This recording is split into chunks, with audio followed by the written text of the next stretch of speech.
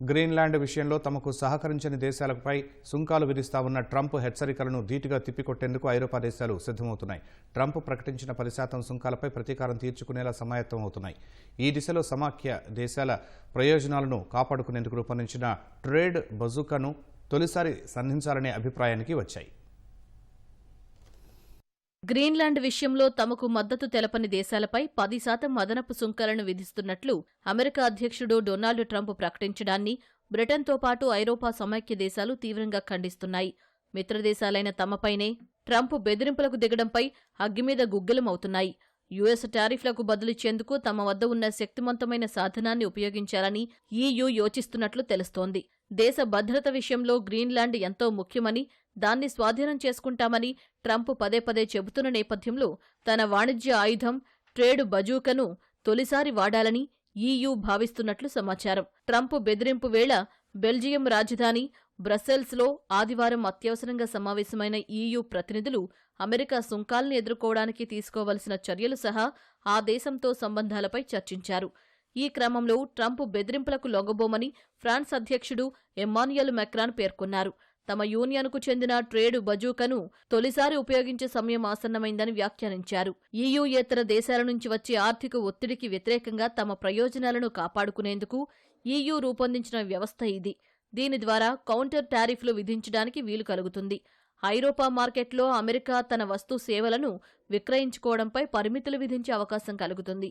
American కంపెనీలకు లాభదాయకంగా ఉండే ఈయూ కాంట్రాక్టుల విషయంలో బిడ్డింగ్ను నిరోధించే అవకాశం ఏర్పడుతుంది.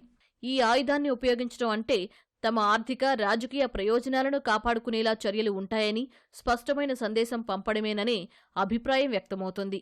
ఈ నెల 22న బ్రసెల్స్లో సమావేశమై సుంకాలపై తుది నిర్ణయం తీసుకునే అవకాశం కనిపిస్తోంది.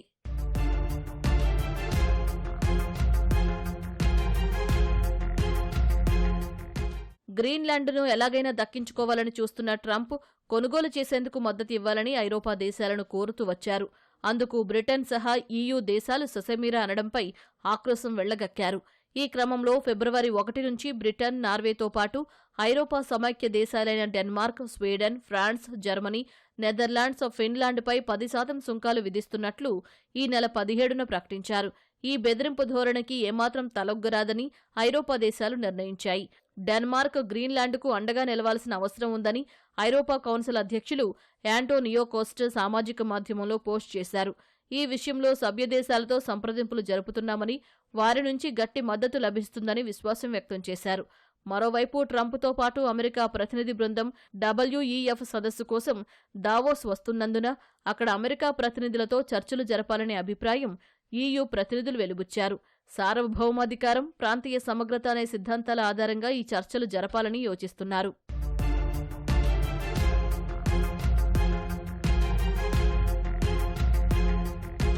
మరోవైపు ట్రంప్ టారిఫ్ బెదిరింపులను డెన్మార్క్ ప్రధానమంత్రి ఫ్రెడరిక్సన్ ఖండించారు. ఐరోపాను ఎవరూ బ్లాక్మెయిల్ చేయలేరని ఆమె పేర్కొన్నారు.